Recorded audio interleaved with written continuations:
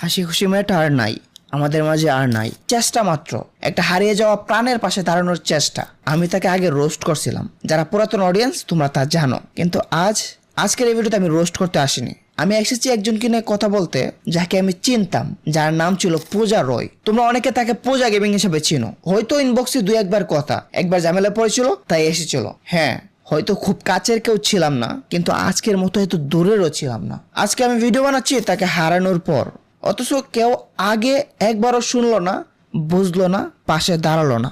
যাকে হয়তো আমরা তেমন ভাবে চিনতাম না, কিন্তু আজকে তার চলে যাওয়ার কারণ আমাদের চিন্তার জগৎটাই নাড়িয়ে দিয়ে গেছে। ফ্রি ফায়ারে সে কি করবে যুদ্ধ?